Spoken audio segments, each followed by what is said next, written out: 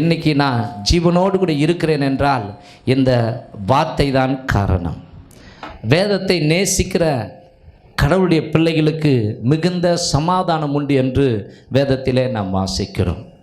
பைபிளை படிக்கும் பொழுது சிறுமைப்பட்டு ஆவியில் நொறுங்குண்டு என் வசனத்துக்கு நடுங்குகிறவனையே நோக்கி பார்ப்பேன் என்று ஆண்டவர் திருவுளம் பற்றி இருக்கிறார். ஆகவே ஸ்தோத்திரம். கவனிங்க, நான் 9 மணிக்கெலாம் 9:10 நான் முடிச்சிடுவேன். ஆகவே நீங்கள் கவனமாய் இன்றைக்கு கடவுள் உங்களுக்காக கொடுக்குற வார்த்தையை கேட்பீர்களானால் நிச்சயமாக இது உங்கள் வாழ்க்கையில் வல்லமையாய் கிரியை செய்யும் என்பதில் சந்தேகமே இல்லை. ஹல்லேலூயா. இந்த அமாவாசை விடுதலை ஜெபத்திற்கு நான் யாரை அழைக்கட்டும் என்று கடந்த நாட்கள் முழுவதும் நான் யோசித்து ஜெபம் பண்ணி கொண்டு ஆண்டவரே யார் அப்படின்னும் பொழுது உண்மையாக ஒருத்தரையும் ஆண்டவர் அனுமதிக்கவில்லை. என் உள்மானம் சொல்லுது நீயே பேசணும், நீயே பேசணும், நீயே பேசணும்னு சொல்லி. ஆகவே தான் ஸ்தோத்திரம், இந்த மாதம் யாரையும் அழைக்காமல் ஆண்டவர் எனக்குள்ளே உணர்த்தினபடினால கவனியங்கள், அந்த வசனத்தை சத்தியத்தை உங்களுக்கு சொல்லும்படிக்கு பரிசுத்த ஆவியானவர் என்னுடைய இதயத்தில் அதிகமாய் ஒரு ஏவுதலை கொடுத்தபடினால இந்த விடுதலை ஜெபத்தில் அடியேன் கர்த்தருடைய வார்த்தையை பகிர்ந்து கொள்ளும்படிக்கு தேவன் கிருபை பாராட்டி இருக்கிறார். மற்ற ஆராதனைகள் மாதிரி இந்த ஆராதனை கிடையாது. இது ஒரு விடுதலையின் ஆராதனை. இது ஒரு விடுதலையின் ஆராதனை. கவனிங்கள், இப்பொழுது என்னை கவனிங்க, ஒரு மரத்தில் சேர்த்து என்னை ஃபுல்லாக கட்டி போட்டுட்டாங்கன்னு வச்சிங்களேன், என்னை யார் கட்டவிழ்க்க முடியும்? என்னால் என்னை கட்டவிழ்த்து கொள்ள முடியாது. யாராயிலும் ஒருவர் வந்து என்னுடைய கட்டை அழுத்தால்தான் நான் விடுதலையை பெற்றுக்கொள்ள முடியும். அதுபோல தான் இன்றைக்கு இந்த உலகத்தில் கவனிங்க, பெரும்பான்மை மக்கள் இயேசுவை ஏற்றுக்கொண்டிருக்கிறேன் என்று சொல்லுகிற மக்கள் கூட அவர்களுக்கே தெரியாமல் அவர்கள் கட்டப்பட்ட ஒரு நிலைமையில் காணப்படுகிறார்கள். ஆமென், அல்லேலூயா. ஆகவே அவர்களை எது விடுதலையாக்கும் என்றால் சத்தியமே விடுதலை ஆக்கும். அந்த சத்தியம் என்பது வேதமே சத்தியமாய் இருக்கிறது. ஆமென். ஆகவே அந்த ஜீவனுள்ள வேத வசனங்களை நாம் வாஞ்சியோடு கேட்கும் பொழுது ஒரு வல்லமை நமக்குள்ளாய் இறங்க ஆரம்பிக்கும். அன்றைக்கு கொர்நேலியு என்று சொல்லப்படுகிற புறஜாதியான் அவனுடைய வீட்டிலே பேதுரு வந்து பிரசங்கம் பண்ணி கொண்டிருக்கும் பொழுது இயேசு அறியாத மக்கள் எல்லாம் அந்த வார்த்தையை கேட்டுக்கொண்டிருந்த பொழுது சடுதியிலே கர்த்தருடைய வல்லமை அவர்கள் மீது இறங்கினது. அவர்கள் யாவரும் தங்களுக்கு தெரியாத பாஷைகளை பேசி தேவனுடைய நாமத்தை மகிமைப்படுத்தினார்கள் என்று சொல்லப்பட்டிருக்கிறது. ஆமென், அல்லேலூயா. அந்த வார்த்தை தான் என்னை கூட இன்றைக்கு உயிரோடு கூட வைத்திருக்கிறது. இல்லை என்றால் நான் 1995 மடிந்திருக்க வேண்டியது. நான் அறியாத, நான் அதிகமாய் விரும்பாத பல தெய்வங்களிலே இவரும் ஒரு தெய்வம் என்று நினைத்து கொண்டிருந்த அப்படிப்பட்ட இந்த உண்மையான தெய்வம் தான் என்னை தேடி வந்து அவருடைய வார்த்தையினால் விடுதலையாக்கி இன்றைக்கு உங்களுக்கு வார்த்தைகளை சொல்லிக் கொடுக்கும்படிக்கு ஒரு மெய்ப்பனாக வைத்திருக்கிறார். அவருக்கே துதியும் கனமும் மகிமையும் உண்டாவதாக. ஆமென், ஹல்லேலூயா. கர்த்தருடைய வார்த்தை ஜீவன் உள்ளது. அந்த வார்த்தையிலே வல்லமை உண்டு. அந்த வார்த்தை ஒரு நாளும் அது புறப்பட்டு போய் எதை செய்ய வேண்டுமோ அதை செய்துவிட்டு தான் வரும், வெறுமையாய் திரும்பவே திரும்பாது. ஆமென். ஆகவே அந்த வார்த்தைகளை குறித்து தாவீது சொல்லுகிறார், உம்முடைய வசனம் நான் உட்கொண்டபடியினாலே எனக்கு ஏற்பட்ட எல்லா துக்கங்களையும் நான் மேற்கொண்டு உம்முடைய வார்த்தையினாலே நான் பிழைத்தேன் என்று வேதத்திலே எழுதியிருக்கிறார். உம்முடைய வார்த்தைகள் மாத்திரம் எனக்கு அருளப்படாதிருந்திருந்தால் என் துக்கத்திலேயே நான் செத்து போயிருப்பேன்னு சொல்லி அவன் நாட்டுக்கே ராஜாவாக இருக்கிற அந்த மனுஷன் அந்த நாட்டுக்கு ராஜாவாக ஆவதற்கு முன்பாக வந்த உபத்திரவங்களிலிருந்து அவர் ஆண்டவருடைய வார்த்தையை பிடித்து கொண்டு அவர் கவனிங்க விடுதலை பெற்றுக்கொண்டார், சமாதானத்தை பெற்றுக்கொண்டார், அவர் ஆசீர்வாதத்தையும் பெற்றுக்கொண்டார். அந்த மனுஷன்தான் சங்கீதங்கள் என்கிற புஸ்தகத்தை பெரும்பான்மையான அதிகாரங்களை அவர் எழுதி வைத்திருக்கிறார். ஆகவே உங்களுக்காக எதை குறித்து ஆண்டவரே பேசட்டும் என்று சொல்லி நான் என்னுடைய சிந்தையை தேவ சமூகத்தில் செலுத்தின பொழுது என் ஆண்டவர் என் சிந்தையில் நினைப்பூட்டின வேத வசனம் சங்கீதம் புஸ்தகம் 34வது அதிகாரம் 4வது வசனம். நான் கர்த்தரை தேடினேன், அவர் எனக்கு செவி கொடுத்து என்னுடைய எல்லா பயத்துக்கும் என்னை நீங்களாக்கி விட்டார். அல்லேலூயா. இது ஒரு நம்பிக்கையான வார்த்தையாய் இருக்கிறது. இது ஒரு ஆறுதலான வார்த்தையாய் இருக்கிறது. கவனியுங்கள், அந்த அதிகாரத்தில் அந்த பிராக்கெட் போட்டுருக்காங்களே 34 சங்கீதம் அப்படின்ட்டு அதில் போடப்பட்டிருக்கிறது. தாவீது அபிமெலேக்குக்கு முன்பாக வேஷம் மாறின போது அவனால் துரத்திவிடப்படுகையில் பாடின சங்கீதம். அப்போ இந்த சங்கீதத்தை பாட்டாக பாடியது அல்லது ஜெபமாய் ஏறெடுத்தது யார் என்றால் தாவீது. தாவீது என்கிற வார்த்தை தேவனுக்கு பிரியமான மனுஷன் என்று குறிப்பிடப்படுகிறது. தாவீது அப்படின்னு சொன்னாலே அவன் தேவனுடைய இருதயத்திற்கு பிரியமானவன். ஆகவே இந்த இடத்திலே படிக்கும் பொழுது கவனிங்க, நான் கர்த்தரை தேடினேன், அவர் எனக்கு செவி கொடுத்து என்னுடைய எல்லா பயத்துக்கும் என்னை நீங்களாக்கி விட்டார். அதை மாத்திரம் நீங்கள் அண்டர்லைன் பண்ணுங்க. எல்லா பயத்திற்கும் என்னை நீங்களாக்கி விட்டார். இந்த விடுதலை ஜெபத்திலே ஆண்டவர் உங்களுக்கு கொடுக்கிற ஒரு உறுதி, ஒரு வாக்கு, ஒரு உண்மை என்னவென்றால் உங்களுடைய எல்லா பயத்திலும் இருந்து இயேசு இன்றைக்கு உங்களை விடுதலை செய்திருக்கிறார். விசுவாசிக்கிறவர்கள் கரங்களை தட்டி கவனிங்க. விசுவாசம் இல்லாமல் தேவனுக்கு பிரியமாய் இருப்பது கூடாத காரியம். ஏனென்றால் தேவன் ஒருவர் உண்டு என்றும் அவரை கிட்டி சேரும் பொழுது அவர் பலன் கொடுக்கிறார் என்றும் விசுவாசிக்க வேண்டும் என்று வேதம் சொல்லுகிறது. அந்த தேவனுடைய வார்த்தை தான் இன்றைக்கு உங்களுக்கு அருளப்படுகிறது. இதுவரைக்கும் உங்கள் வாழ்க்கையில் நீங்கள் எதற்காக பயந்து கொண்டிருந்தீர்களோ அந்த பய காரியங்களை கர்த்தர் அகற்றிவிட்டேன் என்று வாக்குறுதி கொடுக்கிறார். ஆமென், அல்லேலூயா. கவனிங்க, அந்த பயம் பல விதங்களிலே உங்களுக்கு உண்டாகி இருக்கலாம். அந்த பயத்தை இன்றைக்கு ஆண்டவர் சொல்லுகிறார், நான் உன்னை எனக்காக தெரிந்து கொண்டேன், உன்னை நான் மீட்டெடுத்தேன், உனக்காக என்னுடைய ஜீவனையே கொடுத்திருக்கிறேன், நீ பயப்படாதே. ஆண்டவர் பயப்பட வேண்டாம் என்கிற வார்த்தையை மாத்திரம் கவனிங்க, தம்முடைய பிள்ளைகளுக்கு வருஷம் முழுவதும் இருக்கிற அத்தனை நாட்களுக்கும் சொல்லி இருக்கிறார் என்று வேத வல்லுநர்கள் சொல்லுகிறார்கள். ஆகவே கவனிங்க, இந்த பயம் இன்றைக்கு எல்லாரையும் வாட்டி வதைக்கிறது. ஆமாம், இங்கே நான் பயப்படவே இல்லை, பயம் இல்லாமல் நான் வந்தேன் அப்படின்னு யாருன்னா சொல்ல முடியுமா? எல்லாரும் ஒவ்வொரு விதமான பயத்தினாலே அகப்பட்டு கவனிங்க இன்றைக்கு வேதனையை அனுபவிக்கிறதை நாம் பார்க்கிறோம். கவனிங்க, பயம் என்பது என்ன அப்படின்னா, மனிதனுக்கு பயம் என்கிற இந்த ஒரு உணர்வு எங்கே உண்டானது என்பது முதலாவது யோசிக்க வேண்டும். ஒருத்தர் கேட்டார், இன்னைக்கு பணத்தை யார் உண்டாக்குனாங்க பாஸ்டர் அப்படின்னு எனக்கு கேட்டார். நான் சொன்னேன், முதல்ல பாவம் எப்படி உண்டானுச்சு அதை யோசினேன். பாவம் எப்படி உண்டாச்சு? பாவம் செய்வதற்கு முன்பாக பணம் என்கிற ஒரு காரியம் உண்டாக்கப்படவே இல்லை. முதல் மனுஷனையும் முதல் மனுஷையும் ஆண்டவர் ஒரு ராஜா போல, ஒரு ராணி போல அவர்களை உண்டாக்கி பூமியை அவர்களுடைய கையிலே கொடுத்து அவர்களை ஆசீர்வதித்து, நீங்கள் பலுகி பெருகி பூமியை நிரப்புங்கள், பூமியை ஆண்டு கொள்ளுங்கள் என்று சொல்லி ஒரு ராஜாவாக ராணியாக தான் உண்டாக்கினார். ஆடை இல்லாதிருந்தும் தம்முடைய மகிமையை அவர்களுக்கு ஆடையாக கொடுத்தார். தம்மை பார்க்கும் பாக்கியத்தையும் அவர்களுக்கு கொடுத்தார். ஒரு குறையும் இல்லை. ஒரு பலவீனமும் இல்லை, ஒரு பிரச்சனையும் இல்லை. அவர்கள் சந்தோஷமாக இருந்தார்கள்.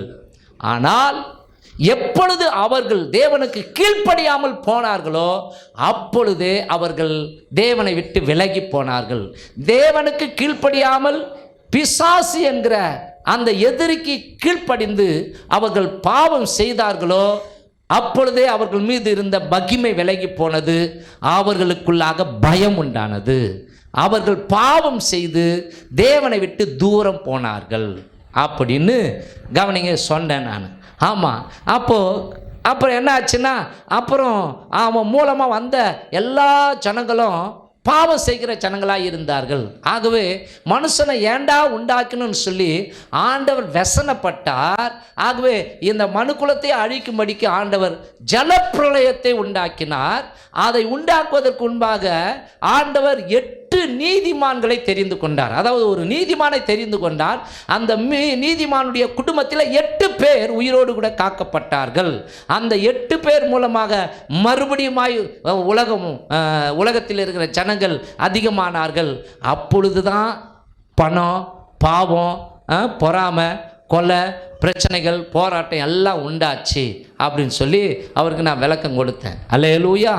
அப்போ பணம்னு ஒன்று ஆண்டவர் என்ன பண்ணல, படைக்கவே இல்லை.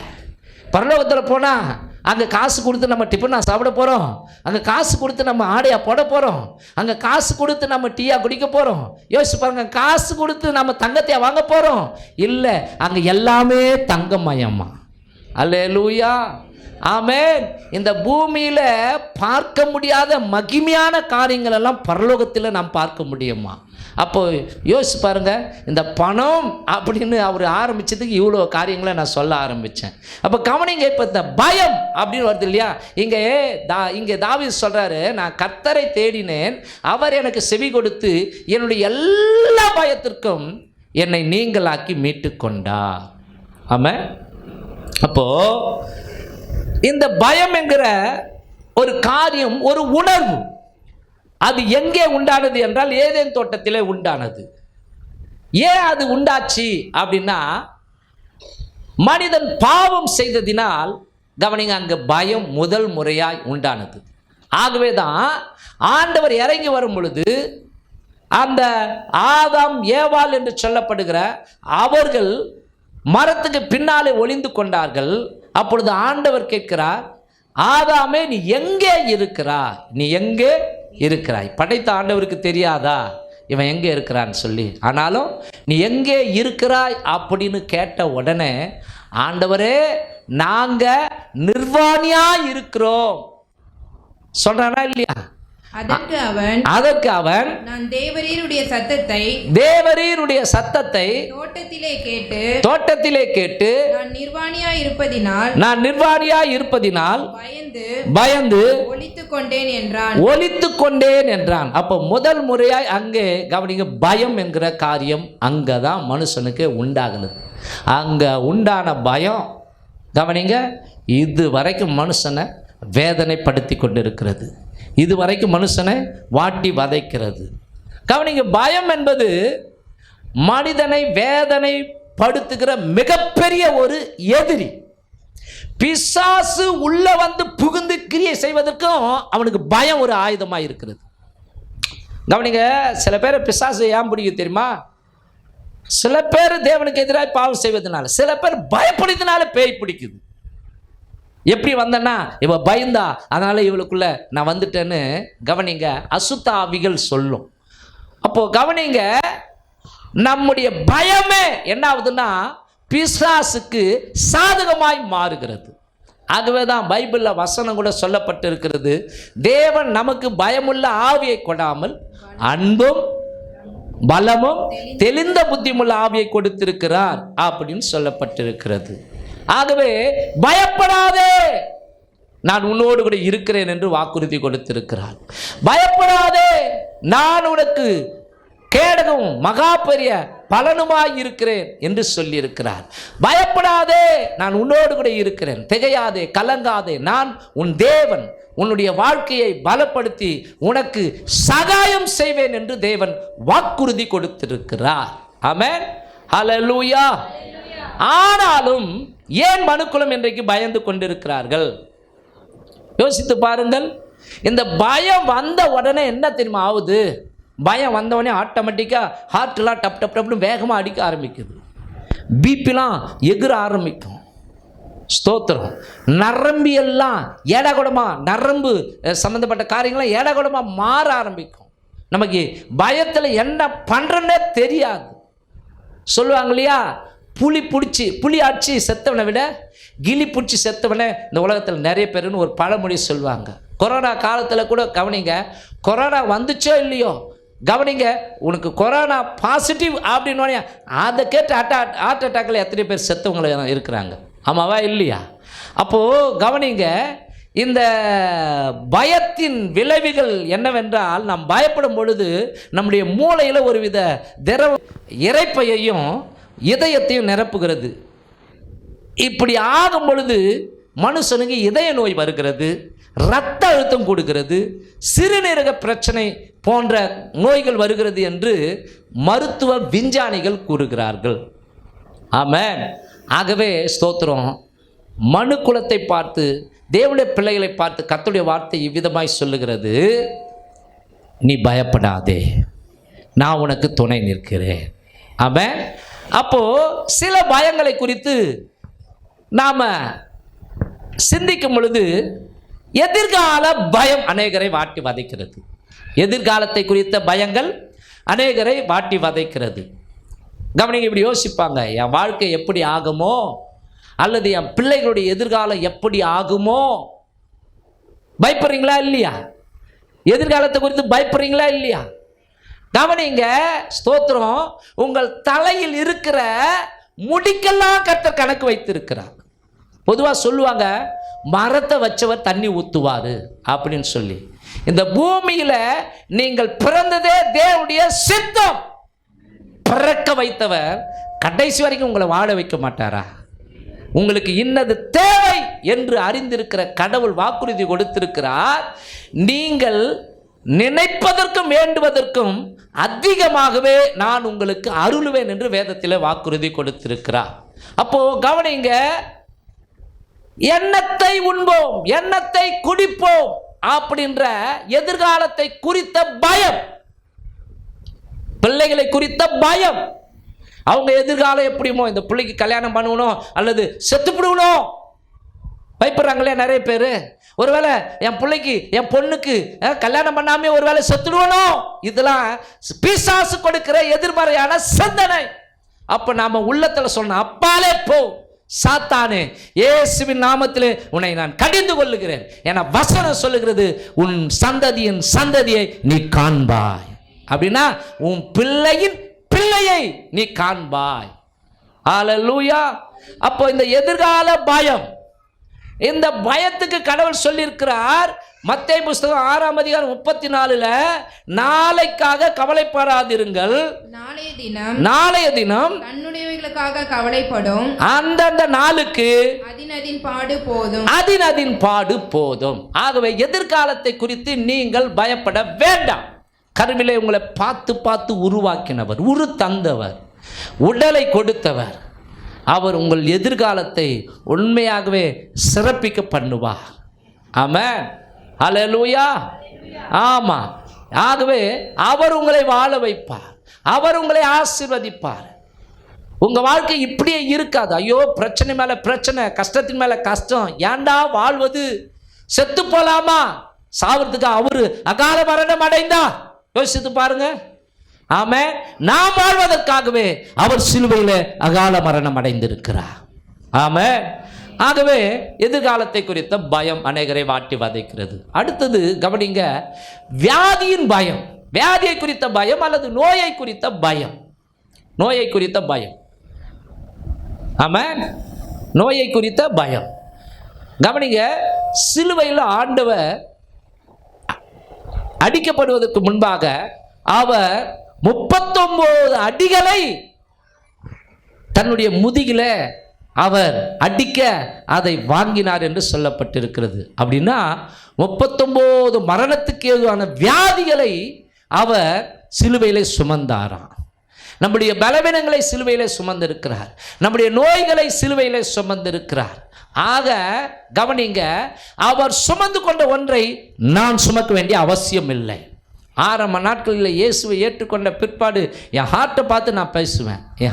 என் இதயமே ஒரு நிமிஷத்துக்கு ஆதாமுக்கு எத்தனை துடிப்பு துடிக்க ஆண்டவர் கட்டளையிட்டு இருந்தாரோ அத்தனை துடிப்பு இயேசுவின் நாமத்தில் துடிப்பாயாக. அல்லேலூயா, ஆமென். அப்போ கவனிங்க, ஸ்தோத்திரம். நோயை குறித்து, மரணத்துக்கு ஏதுவான நோய்களை குறித்து, அல்லது இந்த நோய் வந்துடுமோ, இன்னைக்கு கவனிங்க, அநேகருக்கு சுகர் இருக்குது, பிபி இருக்குது, சளி சம்பந்தப்பட்ட வியாதிகள் இருக்குது, நரம்பியல் சம்பந்தப்பட்ட வியாதிகள் இருக்கிறது. கவனிங்க, சொல்லுவாங்க இன்னைக்கு, ஸ்தோத்திரம். கவனிங்க, உலகத்தில் நீங்கள் பார்க்கும்போது சில அதிசயங்களை பார்க்கலாம். நோய் நொடி இருந்தாலும் அவங்க நீண்ட ஆயுளோடு கூட வாழ்வாங்க, நோய் நொடியே இல்லாதவங்க பட்டினி எகிரி போவாங்க. பார்த்துருக்கிறீங்களா நீங்கள்? கர்த்தருடைய கிருபை தான் நமக்கு தேவை. அல்லேலூயா, ஆமென். அப்போ கவனிங்க, நோயை குறித்த பயம். ஆனால் அதுக்கு ஆண்டவர் மருந்தை வச்சிருக்கிறாரு. ஏசாயா 53:5 அவருடைய தழும்புகளால் நாம் குணமாகிறோம் அப்படின்னு சொல்லி இருக்கிறார். அவருடைய தழும்புகளால் நாம் குணமாகிறோம். பைபிளில் படிக்கிறோம், நம்முடைய மீறுதல்கள் நிமித்தம் அவர் காயப்பட்டு, நம்முடைய அக்கிரமங்களின் நிமித்தம் அவர் நொறுக்கப்பட்டார், நமக்கு சமாதானத்தை உண்டு பண்ணும் ஆக்கினை அவர் மேல் வந்தது, அவருடைய தழும்புகளால் குணமாகிறோம். கையை தட்டி ஸ்தோத்திரம் பண்ணுவோமா? அவருடைய தழும்புகளால் குணமாகிறோம். வார்த்தைகளை நாம் சொல்ல வேண்டும். ஆமென். ஜப நேரங்களில் உட்காரும் பொழுது கூட கடவுளுடைய வார்த்தைகள் எல்லாம், நான் வாக்கு தத்தங்களை எல்லாம் சொல்லுவேன். கர்த்தர் என் மேய்ப்பராக இருக்கிறார், நான் தாட்சி அடைய மாட்டேன், என் மீட்பர் உயிரோடு இருக்கிறார். ஆமென், அல்லேலூயா. யெகோவா ரக்ஃபா, பரிகாரியாகிய கர்த்தர், அவருடைய தழும்புகளாலே நான் சுகமானேன். ஆனாலும் என் நாமத்திற்கு பயந்திருக்கிற உண்மையில் நீதியின் சூரியன் உதிக்கும், அதன் சட்டையின் கீழ் ஆரோக்கியம் இருக்கும், நீ வெளியே புறப்பட்டு போய் கொளுத்த கண்டை போல அவர் வளருவாய்னு பைபிள் வசனம் சொல்கிறதே. உம்முடைய வார்த்தையின்படியே எனக்கு ஆகட்டும் ஆண்டவரே. ஹல்லேலூயா. அப்போ நோயை குறித்த பயம் மாத்திரமல்ல, தனிமையாக இருக்கிற நபர் என்றால் தனிமையை குறித்த பயம். இன்னைக்கு எனக்கு அப்பா இல்லை, அம்மா இல்லை, சொந்தக்காரங்க இல்லை, உறவினரால் கைவிடப்பட்ட ஒரு நிலைமையில் நான் இருக்கிறேன், நான் யாரும் இல்லாத ஒரு அனாதை போல இருக்கிறேன் என்கிற ஒரு பயம் உங்களை வாட்டி வதைக்குமானால் ஆண்டவர் சொல்லியிருக்கிறார், உங்கள் இருதயம் கலங்காதிருப்பதாக, தேவனிடத்தில் விசுவாசமாயிருங்கள், என்னிடத்திலும் விசுவாசமாயிருங்கள். நான் உங்களை யாருமே இல்லாத, தாய் தகப்பன் இல்லாத ஒரு அனாதையை போல உங்களை விட மாட்டேன். அதாவது உங்களை திக்கற்ற பிள்ளைகளை ஒரு நாளும் விட்டேன். அவர் சொல்லி இருக்கிறார், நான் உன்னை விட்டு விலகுவதும் இல்லை, நான் உன்னை கைவிடுவதும் இல்லை, நான் உன்னை காண்கிற தேவன், உன்மேல் என் கண்ணை வைத்து உனக்கு ஆலோசனை சொல்லுவேன். ஆமென், அல்லேலூயா. நான் நீ நடக்க வேண்டிய வழியை உனக்கு காண்பிப்பேன், போதிப்பேன் என்று வாக்குறுதி கொடுத்திருக்கிறார். தாயின் கருவறையிலே உன்னை ஏந்தினேன் மகனே மகளே, பிறக்கும் பொழுதும் உன்னை ஏந்தினேன், இம்மட்டும் அப்படி செய்த உன் நரைமுடி வயது வரைக்கும், உன் முதிர் வயது வரைக்கும் உன்னை ஏந்துவேன், உன்னை தப்புவிப்பேன், உன்னை சுமப்பேன் அப்படின்னு சொல்லியிருக்கிறார். ஆமென். அப்போ ஒருவேளை தனிமை என்கிற, யாருமே எனக்கு ஹெல்ப் பண்ண ஆளே இல்லையே, நான் ஒண்டி கட்டியா வீட்டில் தூங்கின்னு இருக்கிற ஆண்டவரே இல்லை, ஆண்டவருடைய தூதர்கள் உனக்கு பாதுகாப்பாக சூழ்ந்து கொண்டிருக்கிறார்கள். ஆமென். ஆமாம், கண்ணுங்க, நீங்கள் இங்கே உங்கள் விரலை எடுத்து கண்ணுக்குள்ளே வச்சுடுங்களா பார்க்கலாம். இந்த விரலை எடுத்து உங்கள் கண்ணுக்குள்ளே வச்சுருங்க பார்க்கலாம். வைக்க முடியாது, உடனே எம்மை மூடுது இல்லையா? கண்ணை இமை காக்குவது போல இஸ்ரவேலை காக்கிறவர் உறங்குவதும் இல்லை தூங்குவதும் இல்லை என்று வேதம் சொல்லுகிறது. ஆமென். அப்போ நான் தனியாக இருக்கிறேன், நான் ஒண்டியே தான் கஷ்டத்தை அனுபவித்து கொண்டு இருக்கிறேன்னு ஃபீல் பண்ணாதீங்க, பயப்படாதீங்க. கர்த்தர் ஒரு நிழலை போல உன்னை பின்தொடர்ந்து வந்து கொண்டிருக்கிறார். ஏன் இப்படி சொல்கிறேன்? உன் நிழல் கூட உன்னை விட்டு விலகி போகலாம், ஆனால் உன்னை உருவாக்கினவர் ஒருபோதும் உன்னை கைவிடவே மாட்டார். மலைகள் விலகினாலும், பர்வதங்கள் நிலை பெயர்ந்தாலும், என் கிருபை உன்னை விட்டு விலகாமலும், என் சமாதானத்தின் உடன்படிக்கை உன்னை விட்டு நிலை பெயராமலும் இருக்கும் என்று உண்மையில் மனதுருகுகிற கர்த்தர் சொல்லுகிறார் என்று வேத வசனம் சொல்லுகிறது. ஆமென். அப்போ தனிமை, அப்பா எனக்கு இல்லையே, பயப்படாத. உலக பிரகாரமான அப்பா இல்லைனாலும் நம்ம சுவாசிக்க அந்த சுவாசத்தை கொடுத்து அப்பா நம்ம பக்கத்திலே இருக்கிறார். பயப்படாதே, உன் வலது கரத்தை பிடித்து நான் உனக்கு துணை நிற்கிறேன் என்று சொல்லுகிறேன் என்று வாக்குறுதி கொடுத்திருக்கிறார். ஆமென்.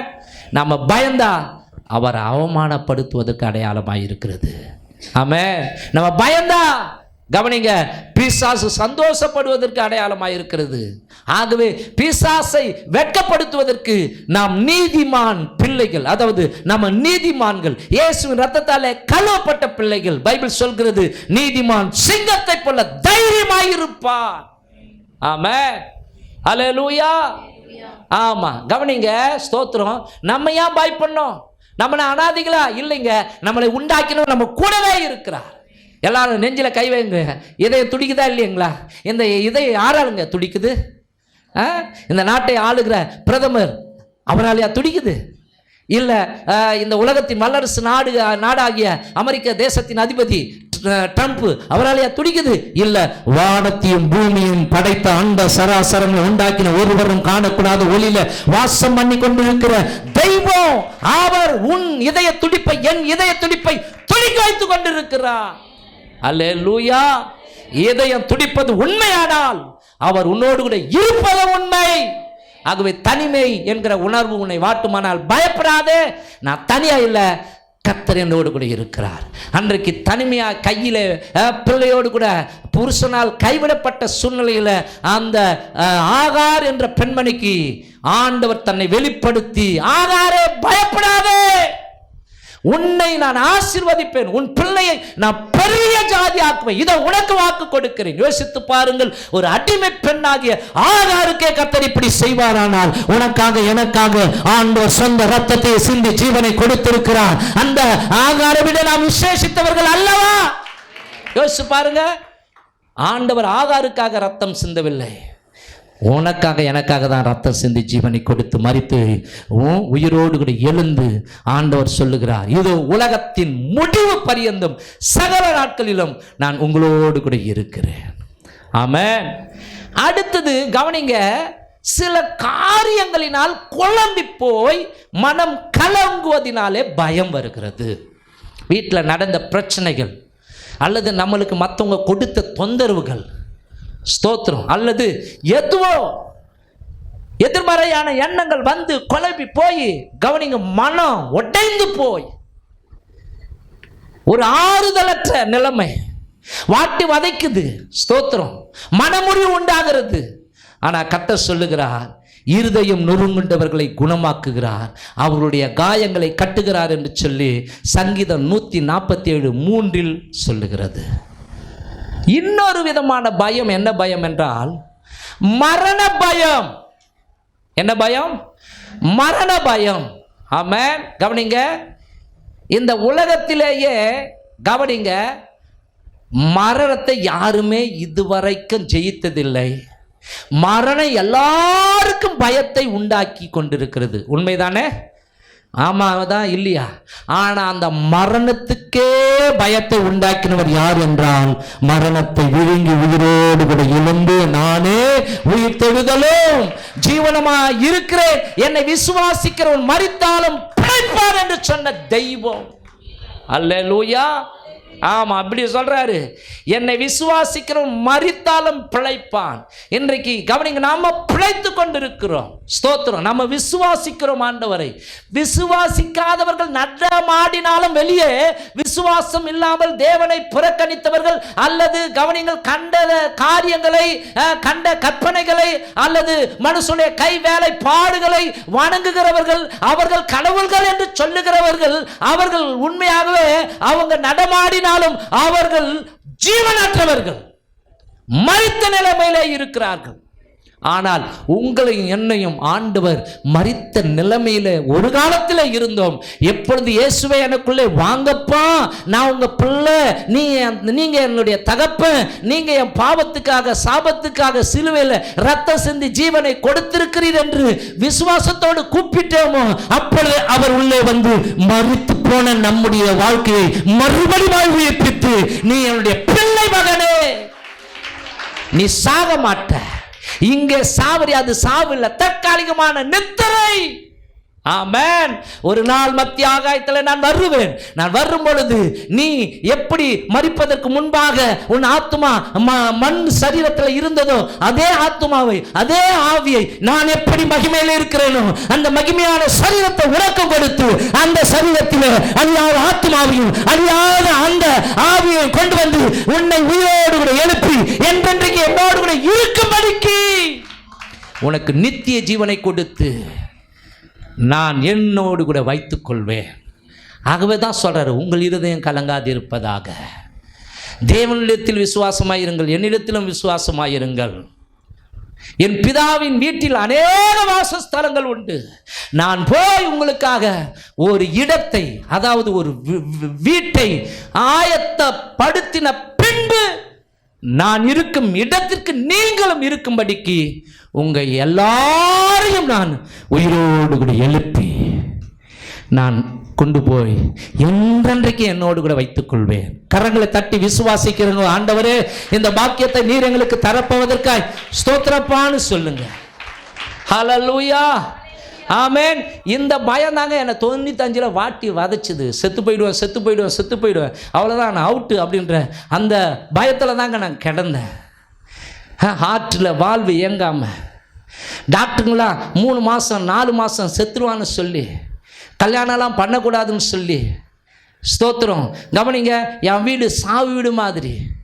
என்னைக்கு நான் சாவேன், என்னை தூக்கி போய் புதைக்கணும், இந்த மாதிரி தான் என்னுடைய குடும்பமும் அந்த மைண்ட் செட்டப்பில் தான் அழுது கொண்டு இருந்தது. ஆனால் ஒரு நாள் கவனிங்க, இதே மாதிரி ஆடி மாதம்தான், ஸ்தோத்திரம், ஆண்டவராகிய இயேசு கிறிஸ்து ஒரு நாள் என்னை சந்திக்க அவருடைய வார்த்தை என்னை நோக்கி வந்தது. வருத்தப்பட்டு பாரம் சுமக்கிறவர்கள் நீங்கள் எல்லாரும் என்னிடத்தில் வாருங்கள், நான் உங்களுக்கு இளைப்பாறுதலை தருவேன். உலகம் கொடுக்கிற சமாதானத்தை அல்ல, என்னுடைய சமாதானத்தையே உங்களுக்கு தருகிறேன். உங்கள் இருதயம் கலங்காமலும் பயப்படாமலும் இருப்பதாக. இந்த வார்த்தைலாம் என்னை நோக்கி வந்துச்சு. நம்ப ஆரம்பித்தேன், விசுவாசிக்க ஆரம்பித்தேன். அந்த வார்த்தையை சொல்லுகிற பணியாளர்கள் என்று சொல்லுகிற, ஊழியக்காரர்கள் என்று சொல்லுகிற அவர்கள் வந்து ஜெபித்தார்கள். ஜெபித்துட்டு அவங்க வார்த்தை சொன்னாங்க, நாங்கள் போயிட்டாலும் நீங்கள் சுவாசிக்கிற சுவாசத்தை கொடுக்கிறவர் உங்கள் பக்கத்திலேயே இருக்கிறார், நீங்கள் அவரை நோக்கி வேண்டலாம், வேண்டும் பொழுது ஆண்டவர் உங்களுக்கு அற்புதம் செய்வார். அவர்கள் சொல்லி கடந்து போனார்கள். மறுபடியும் அந்த இரவு எனக்கு பிரச்சனை வந்தது. என் உள்மனம் இயேசுவே என்னை காப்பாற்றும் என்று கதறினது. அந்த இயேசு தம்முடைய வல்லமையை அனுப்பி கத்தியின் ரத்தமின்றி அறுவை சிகிச்சை செய்து, கத்தியம் படல, ரத்தமும் வரல, ஆனா ஆபரேஷன் சக்சஸ். ஆண்டவர் எனக்கு புது ஜீவனை கொடுத்து ஆண்டவர் இந்த நாள் வரைக்கும் என்னை உயிரோடு கூட வைத்திருக்கிறார். நான் இருப்பது அவருடைய கிருபையினாலே. அல்லேலூயா. ஆகவேதான் பக்தன் சொல்லும் பொழுது நாம் நிர்மூலமாகாமல் இருப்பது கர்த்தருடைய கிருபை, அவருடைய இரக்கங்களுக்கு முடிவே இல்லை. ஆமென். பயந்து போயிடாதீங்க. அடுத்ததாக ஒரு பயம், பேய்களை குறித்த பயம், அசுத்த ஆவிகளை குறித்த பயம்.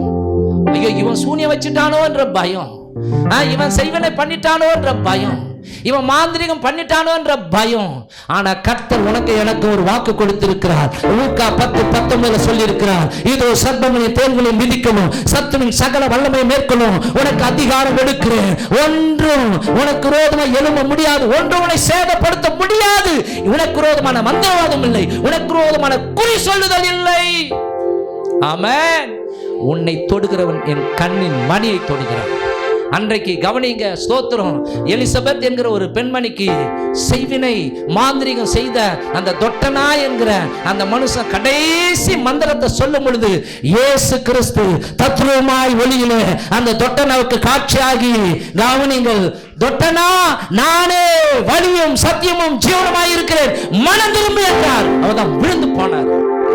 அவர் தெளிந்து வந்தது. அவர் பயந்து அலறி, எந்த பாஸ்டர் அடிச்சாரோ, எந்த சபையை வெறுத்து பேசினாரோ அதே சபைக்குள்ள தூக்கி அந்த போட்டாங்க. பாஸ்டர் ஜாம் பண்ணாரு. மறுபடியும் அவருக்கு தெளிவு வந்து, கவனிங்க, அவர் பழைய புதிய ஏற்பாடை வாங்கி போய் படிக்க ஆரம்பிச்சாரு, பைபிளை வாங்கி போய் படிக்க ஆரம்பிச்சாரு. விடுதலை பெற்றுக்கொண்டார். அவர்கிட்ட இருந்து எல்லா குட்டிச்சாத்தான் ஆவிகளும், எல்லா அசுத்த ஆவிகளும் விலகி ஓடியது. எல்லா மாந்திரிக புஸ்தகங்களையும் அவர் போட்டு எரிச்சாரு. விடுதலை ஆகி அவர் சொன்னாரு, பேயெல்லாம் கிடையாது, மையெல்லாம் சொன்னா, இயேசுதான் மெய், இயேசுதான் உண்மையான தெய்வம் அப்படின்னு சாட்சி ஆண்டவருக்காக வல்லமையான ஊழியத்தை செய்தார். ஆகவே பேய்களை குறித்த பயம் இருக்கிறதா? விசுவாசிகளுடன் நடக்கும் அடையாளங்கள் என்ன? ஆண்டவர் சொல்லி இருக்கிறார், பிசாசுகளை துரத்துவார்கள். ஹல்லேலூயா, ஆமென். நீங்க விசுவாசிக்கிறீங்கன்னா, ஆண்டவரை விசுவாசிக்கிறீங்கன்னா உங்களுக்கு பேய் நடுங்கும். அதுதான் சத்தியம். இந்த மோடி மஸ்தான் பாம்பெல்லாம் வச்சுன்னு என்ன பண்ணுவான், வித்தை காட்டுவான். அப்ப எல்லாரும் அலறுவாங்க. ஏன்னா கவனிங்க, அவன் மாத்திரம் பயப்பட மாட்டான். ஏன்னா பாம்புக்கு இருந்த பல்ல புடுங்கியாச்சு. பாம்புக்கு இருந்த பல்ல, அந்த ரகசியம் தெரியாதனால மற்றவங்க பயந்து கொண்டு இருக்கிறாங்க. மற்றவங்க பேய்க்கு நடுங்கி கொண்டு இருக்கலாம், பிசாசுக்கு பயந்து கொண்டு இருக்கலாம், பில்லி சூனியத்துக்கு அலறி கொண்டு இருக்கலாம். ஆனால் நீங்க பயப்பட வேண்டிய அவசியம் இல்லை. அவனுடைய தலையை ஆண்டவர் சிலுவையில நசுக்கி இருக்கிறார். ஆமென், ஹல்லேலூயா. இந்த கல்லின் மேல் என் சபையை கட்டுவேன், பாதாளத்தின் வாசல்கள் மேற்கொள்வது இல்லை சொல்லி இருக்கிறாரே. ஹல்லேலூயா, ஆமென். ஆகவே உனக்கு சூனியம் வச்சா வெயிடா அப்பா, நீ ரட்சிக்கப்படுவன்னு சந்தோஷமா சொல்லு. ஆமென். நம்ம வீட்டு வாசல்ல கவனிங்க, மந்திரிச்ச எலுமிச்சம்பழம் போட்டு சந்தோஷமா அப்பா 5 ரூபாய் மிச்சமாச்சு அப்படி சொல்லி அதை எடுத்து கழுவி என்ன பண்ணலாம், நம்ம ஜூஸ் போட்டு குடிக்கலாம், அல்லது எலுமிச்சை சாதம் செய்யலாம். கரங்களை தட்டி தேவனுக்கு மகிமை செய்யுங்க. விசுவாசிக்கிறவன் பதறான், விசுவாசிக்கிறவன் பதறான். ஹல்லேலூயா, ஆமென். ஆகவே பேய்களை பார்த்து நீங்க பயப்படக்கூடாது. சில நேரங்களில் கவனிங்க, சில பிள்ளைகள் மேல, ரட்சிக்கப்படாத மக்கள் மேல ஆடுகிற ஆவி, நான் தான் மாரியம்மா வந்திருக்கிறேன், நான் தான் முனியம்மா வந்திருக்கிறேன்னா நீங்க நம்பக்கூடாது. அவைகள் எல்லாம் கவனிங்க, செத்தவங்க கிடையவே கிடையாது. இயேசு இல்லாமல் ஒரு மனிதன் இந்த உலகத்தில், ஒரு மனுஷி செத்து போனா அவங்க பாதாளத்துக்கு போயிடுவாங்க, அவ்வளவுதான். அவங்க எப்ப தெரியுமா எழுப்பப்படுவார்கள், உயிரோடு கூட எழுந்து கொள்வார்கள். கடைசி ஜட்ஜ்மெண்ட்ல தான் இயேசு எல்லாரையும் உயிரோடு கூட எழுப்புவார். ஆனா அதுக்கு முன்னாடி தம்முடையவர்களை ரகசிய வருகையில உயிரோடு கூட எழுப்புவார். ஆகவே செத்து போனவங்க வந்து ஆடுவாங்க, நான் தாண்டி வசந்தி வந்திருக்கிறேன்னா பயந்துடக்கூடாது. அந்த வசந்தி ஒருவேளை தூக்க மாட்டீங்கன்னு செத்து இருக்கும், உனக்கு தெரியலையா, நான் தான் தூக்க மாட்டீங்கன்னு செத்துனரு அப்படின்னு உடனே அவங்க அம்மா என்ன பண்ணும், ஐயோ என் பொண்ணு வந்திருக்கிறாளே, அவ்வளோதான். அதுக்கு ஒரு உடம்பு தேவை. இப்படி தாங்க அசுத்தாவிங்க, இதுதான் அசுத்தாவிங்க. இன்னைக்கு அசுத்தாவிங்க பாதாளத்தில் வேதனை படுறதுக்கு பயந்து ஓடி என்ன பண்ணுங்க, உடம்பு தேவை. ஆகவே கவனிங்க, ஒரு கல்லறையில் 6000 பேய் பிடிச்ச லேகியோன் என்று சொல்லப்படுகிற மனுஷனை ஆண்டவர் பார்த்து அதுக்குள்ள இந்த அசுத்த ஆவியை துரத்துகிறார். நான் லேகியோன், நீ யாருன்னு லேகியோன் அப்படின்னா நாங்கள் ஏராளமான பேய்கள், இந்த மனுஷனை விட்டு போ அப்படின்னு ஆண்டவரே நாங்கள் பன்றிகளுக்குள்ளே போக எங்களுக்கு அனுமதி கொடுங்க சொல்லிச்சா இல்லையா? அதுங்களுக்கும் உடம்பு தேவை. இயேசுநாதரை ஏற்றுக்கொண்டு ரட்சிப்பை பெற்றுக்கொண்டு பரிசுத்தமாய் வாழ்ந்து ஜீவனை விடுவார்களானால் அவர்கள் அடுத்த நொடி கவனிங்க பரலோகத்தில் இருப்பார்கள், அதாவது பாரடைஸ்ல இருப்பார்கள். அல்லேலூயா. ஆகவே இங்க செத்து போனவங்கள ஆடுறத பார்த்து நீங்க ஏமாந்துடாதீங்க. மற்ற பாஸ்டர்லாம் இப்படி சொல்லி கொடுப்பாங்க, செத்தவங்க வந்திருக்கிறாங்கன்னு, அது கட்டுக்கதை. அப்படி சொல்ற பாஸ்டருக்கு சத்தியமே தெரியலன்னு அர்த்தம்.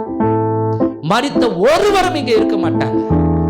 மரித்தவர்கள் யாவருமே கடவுளாகவும் மாற முடியாது. இயேசு ஒருவரே தெய்வம். அல்லேலூயா, ஆமென், ஆமென், ஹல்லேலூயா. ஆகவே ஸ்தோத்திரம். இந்த மாதிரி பயங்கள் எல்லாம் மனுஷனை வாட்டி வதைக்க வகை தேடினாலும் நமக்கு முன்னோடியாய் வாழ்ந்த தேவனுக்கு பிரியமான தாவீது சொல்லுகிறார், நான் கர்த்தரை தேடினேன், அவர் எனக்கு செவி கொடுத்து என்னுடைய எல்லா பயத்திற்கும் நீங்கள் ஆக்கிவிட்டார். ஆமென். எப்பவுமே கவனிங்க, நீங்களும் நானும் பயம்தான் அடுத்த காரியத்திற்கு முன்னோக்கி செல்வதற்கு நம்மை சிந்திக்கவே விடாது. ஆமென். ஒரு பதட்டம் உண்டாக்கிடும், ஒரு பயம் உண்டாக்கிடும். பயம் வந்துட்டாலே என்ன செய்யறதுன்னு தெரியாது. ஆகவே ஸ்தோத்திரம், நீங்க பயம் வரும்போதெல்லாம் அதை அதட்ட வேண்டும். பயம் ஒரு ஆவி. ஏன்னா சொல்றோம் இல்லையா, படிக்கிறோம் இல்லையா, தேவன் நமக்கு பயமுள்ள ஆவியை கொடாமல். அப்போ பயம் என்பது ஒரு ஆவி, சரிங்களா? அப்போ உங்க வாழ்க்கையில கவனிங்க, ஒருவேளை அமாவாசை ஆனா அமாவாசை நெருங்க நெருங்க நெருங்க பயங்கரமான பிரச்சனைகள், பயங்கரமான போராட்டங்கள், கவனிங்க, ஸ்தோத்திரம், அதை எல்லாம் ஒண்ணுமில்லாமல் ஆக்க தேவன் வல்லவராய் இருக்கிறார். ஹல்லேலூயா, ஆமென். அப்போ கவனிங்க, நாம பயத்திலிருந்து விடுதலையாக வேண்டும் என்றால் தாவீதை போல, தாவீது சொல்ற இல்லையா, அந்த 4வது வசனத்தை மறுபடியும் படிக்கும் பொழுது, நான் கர்த்தரை தேடினேன், அவர் எனக்கு செவி கொடுத்து என்னுடைய எல்லா பயத்துக்கும் என்னை நீங்களாக்கி விட்டார் அப்படின்னு சொல்ற இல்லையா. தாவீது 4 காரியங்களை செஞ்சார். அந்த 4 காரியங்களை நான் சுருக்கமாக 10 நிமிஷத்தில் சொல்லி முடிக்கிறேன். கவனிங்க, அந்த 4 காரியங்களை நீங்களும் நானும் செவ்வையாய் முறையாய் ஒழுங்காக செய்வோமானால் இந்த பயம் நம்மளை ஆட்டவும் முடியாது, அசைக்கவும் முடியாது. எத்தனை பேர் ஆமன் சொல்றீங்க? முதல் காரியம், அதே சங்கீதம் 34:4, அவர் கர்த்தரை தேடினார். அவர் கர்த்தரை, அங்க படிக்கிறோம், நான் கர்த்தரை தேடினேன். இன்றைக்கு தேவ ஜனங்களே, தேவ மக்களே, இன்றைக்கு ஒருவேளை புதிதாய் வந்திருக்கிற ஒரு தேவனுடைய பிள்ளையாக நீங்கள் இருக்கலாம். இதுவரைக்கும் நீங்கள் யாரை தேடினீர்கள்? உங்கள் வாழ்க்கையில யாருக்கு முக்கியத்துவம் கொடுத்தீர்கள்? ஆமென். யாருக்கு முக்கியத்துவம் கொடுத்தீர்கள்? தாவீது துரத்தப்படுகிற அனுபவம், இந்த அபிமெலேக்குக்கு முன்பாக யோசிச்சு பாருங்க, ஒரு கோலியாத் என்கிற ஒரு பயங்கரமான ராட்சதனை கொன்ற மனுஷனுக்குள்ள ஒரு பயம் வந்துருச்சு. ஆனாலும் ஸ்தோத்திரம், அந்த பயம் வந்தாலும் அவன் என்ன சொல்றான்னா, நான் கர்த்தரை தேடுவேன். கை தட்டுவோமா தாவீதுக்காக? ஆமென். உங்க வாழ்க்கையில, என் வாழ்க்கையில இருக்கிற ஒரு அனுபவம், ஒவ்வொரு நாளும் தேவனை தேடுகிற ஒரு அனுபவம் இருக்க வேண்டும். பைபிள படிக்கிறோம், கவனிங்க, கர்த்தரை தேடுகிற உணர்வுள்ளவன் உண்டோ என்று, பூமியில கர்த்தரை தேடுகிற மனுஷன் உண்டோ என்று கர்த்தருடைய கண்கள் மனுபுத்திரரை கண்ணோக்கி பார்க்கிறதா. ஆமென். ஆண்டவர் தேடுறாருங்க, என்ன தேடுற மனுஷன் இருக்கிறானா அப்படின்னு பார்க்கிறாரு, இருதயத்தை பார்க்கிறார். அல்லேலூயா, ஆமென். ஆண்டவர் சொல்றாரு, அதிகாலையில் என்னை தேடுகிறவன் கண்டடைவான். ஐஸ்வர்யம், ஆஸ்தி, கனம், நிலையான செல்வம் என்னிடத்துல உண்டு சொன்னாரா இல்லையா? அப்போ நாம முதலாவது யாரை தேடணும்னா ஆண்டவரை தேடணும். ஆண்டவரே 6 மத்தேயு 6:33 சொல்றாரு, முதலாவது தேவனுடைய ராஜ்யத்தையும் அவருடைய நீதியையும் தேடுங்கள், அப்பொழுது இவைகள் எல்லாம் உங்களுக்கு கூட கொடுக்கப்படும். அப்போ முதலாவது தேவனுடைய ராஜ்யத்தை தேடுங்கள். ஆமென். தேவனுடைய ராஜ்யத்தை தேடாமல் நாம அங்க இங்க தேடி ஓடி எனக்கு விடுதலை வேண்டும், எனக்கு அது வேணும், இது வேணும்னா பூஜ்யம்தான். நம்முடைய முயற்சிகள் எல்லாமே பூஜ்யம்தான். ஒரு பெரிய பூஜ்யம், அதுக்கு பக்கத்தில் இன்னொரு பூஜ்யம், அது பக்கத்தில் இன்னொரு பூஜ்யம். மதிப்பு இருக்குமா? இருக்கவே இருக்காது. ஒன்று போட்டான் ஆட்டோமேட்டிக்கா, கவனிங்க, பூஜ்யத்துக்கு மதிப்பு கூடுகிறது போல நாம் முதன்மையாய் கர்த்தரை தேடுவோமானால் நம்முடைய முயற்சிகளை கர்த்தர் வாய்க்க பண்ணுவார், ஆசீர்வதிப்பார். உன் வழியை கர்த்தருக்கு ஒப்புவித்து அவரை உண்மையாய் தேடுவாயானால் கர்த்தர் உன் காரியங்களை வாய்க்க பண்ணுவார். ஆமென், ஆமென். அப்போ ஸ்தோத்திரம், நாம தேவனை தேடுகிற அனுபவத்தில் வளர வேண்டும். துரத்தப்படுகிற அனுபவம் தான். கவனிங்க, அவருக்கு சவுலுடைய அந்த ராணுவ வீரர்களும் சல்லடை போட்டு அந்த மனுஷனை தேடி கொண்டிருக்கும் பொழுது கூட இவர் யாரை தேடினார் என்றால் படைத்தவரை தேடினார். படைத்தவரை தேடினபடினால ஒரு கட்டத்தில் சவுல ஆண்டவர் அவன் கையில ஒப்பு கொடுத்தான், அவர் மேல கைய வைக்கல. ஏன்னா அபிஷேகம் பண்ண அந்த மனுஷனை நான் கையை வைக்க மாட்டேன், ஒருவேளை அவர் வியாதி வந்து சாகட்டும், இல்லை கர்த்தர் அடித்து சாகட்டும் சொல்லி கவனிங்க அவர் விட்டுறாரு. அப்போ யோசிச்சு பாருங்க, அப்போ எந்த அளவுக்கு ஆண்டவருக்கு முக்கியத்துவம் கொடுக்கிற மனுஷனாக இருக்கிறார் பாருங்க. கர்த்தருடைய ஆலயத்துக்கு போவோம் வாருங்கள் என்று எனக்கு அவர்கள் சொன்ன பொழுது நான் மகிழ்ச்சியாக இருந்தேன் அப்படின்னு தாவீது சொல்றாரு. கவனிங்க, இது மாதிரி அமாவாசை ஜபமா, மாத்திரம் இல்லை ஞாயிற்றுக்கிழமை ஆராதனை ஜபமா, வெள்ளிக்கிழமை உபவாச ஜபமா, அல்லது வீட்டு ஜப கூட்டமா, அல்லது நற்செய்தி கூட்டமா, நாம கர்த்தரை தேட வேண்டும். ஆமென். என்னை கனம் பண்ணுகிறவர்களை நான் கனம் பண்ணுவேன், என்னை கனம் பண்ணுகிறவர்களை நான் கனம் பண்ணுவேன், என்னை அசட்டை செய்கிறவர்கள் கனவீனம் அடைவார்கள் என்று சொல்லியிருக்கிறார். அப்போ அந்த சூழ்நிலையில கூட, நெருக்கப்பட்ட சூழ்நிலையில கூட, எதிரி தேடுறான் அப்படின்ற சூழ்நிலையில கூட இவர் யாருடைய பாதத்தை போய் தேடுகிறார் என்றால் கர்த்தருடைய பாதத்தை தேடுகிறார். ஆமென், அல்லேலூயா. இரண்டாவது காரியம், சங்கீதம் 34:9 சொல்லுகிறது, கர்த்தருடைய பரிசுத்தவான்களே அவருக்கு பயந்திருங்கள், அவருக்கு பயந்தவர்களுக்கு ஒரு குறைவும் கிடையாது. அருமையாய் அங்கே எழுதுகிறார். இரண்டாவது, அவர் கர்த்தருக்கு பயந்த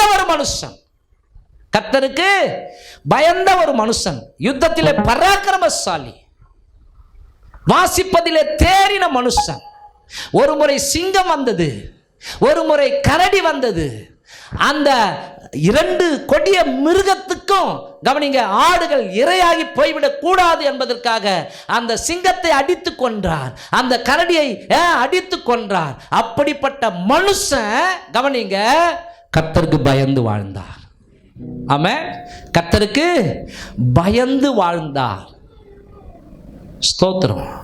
ஒரு கட்டத்தில் எல்லாத்தையும் இழந்து அவன் புள்ள ராஜ்யபாரத்தில் உட்கார்ந்து கொண்டிருக்கும் பொழுது, தாவீது ராஜ்யபாரத்தை விட்டு வனாந்தரத்துக்கு ஓடி போகும் பொழுது, அவன் கூட யுத்த வீரர்கள், உண்மையான அவனை நேசிக்கிற பலசாலிகள், ராணுவ வீரர்கள், ராணுவ தலைவர்கள் எல்லாம் அவங்க கூட வரும்போது, என் பிள்ளையாண்டானே போய் ஆட்சி செய்யட்டும், அவங்க கூட சேர்ந்து கொள்ளுங்கன்னா கூட அவங்க கேட்காம அவங்க பின்னாடியே ஒரு கூட்டம் வருது. அந்த நேரத்தில் எதிரே பைபிளில் படிக்கிறோம், சிமேயி என்கிற ஒரு மனுஷன் மண்ணை வாரி தூத்துறான் தாவீத. பாடுறா, உனக்கு நேர்ந்த கதி, உன் புள்ளையே உன்னை விரட்டி அடிக்கிறான் பாரு.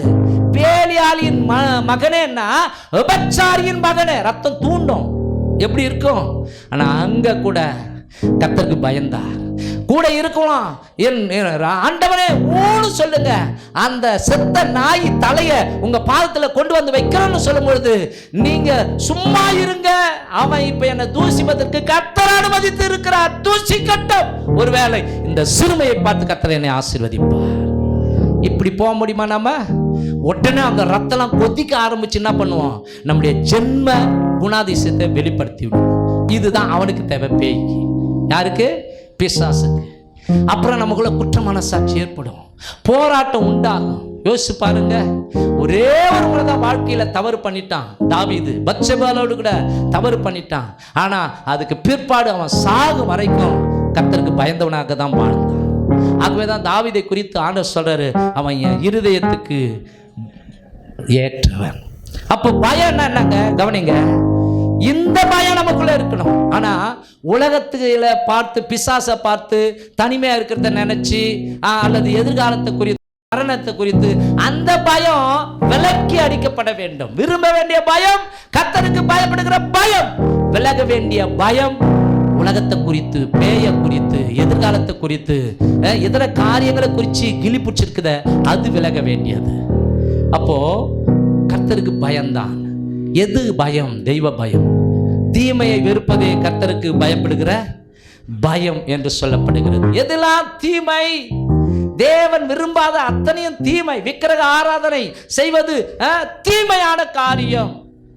உண்மையான தெய்வத்தை விட்டு, அந்த படைத்த கடவுளை விட்டு படைக்கப்பட்டவைகளை நாம் கையெடுத்து கும்பிடுவதே தீமை. அதுவே ஆண்டவருக்கு செய்கிற ஒரு தீமையாய் இருக்கிறது. ஆகவே ஸ்தோத்திரம், கவனிங்க, நாம் தீமையை வெறுக்க வேண்டும். தீமையை குறித்து பைபிளில் நமக்கு சொல்லப்பட்டிருக்கிறது. நமக்கும் நன்மை தீமை தெரியும். ஆகவே ஸ்தோத்திரம், நம்முடைய வாழ்க்கையில கவனிங்க, அந்த ரங்கத்தில் கூட நாம தீமையை ரசிக்க கூடாது. அந்த ரங்கத்தில் கூட நாம தீமையை செய்கிற காரியங்களை சிந்திக்க கூடாது. ஆமென். கவனிங்க, உள்ள போகிறதுலாம் தீட்டாக்காது, ஆனா உள்ள இருந்து வெளியே வரத்து தான் என்ன ஆகும்? நம்மளை தீட்டாக்கன்னு சொல்லி மார்க்கு புஸ்தகம் 9ஆம் அதிகாரம் நினைக்கிறேன், மார்க்கு புஸ்தகம் 7ஆம் அதிகாரம் 21வது வசனத்துல சொல்லப்பட்டிருக்குது.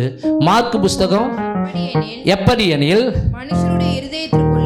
மனுஷனுடைய இருதயத்திற்குள் இருந்து பொல்லாத சிந்தனைகளும், விபச்சாரங்களும், கவனிக்கணும், வேசித்தனங்களும், கொலைபாதகங்களும் களவுகளும் பொருளாசைகளும் துஷ்டத்தனங்களும் கபடும் காம விகாரமும் வன்கண்ணும் தூஷணமும் பெருமையும் புறப்பட்டு வரும்.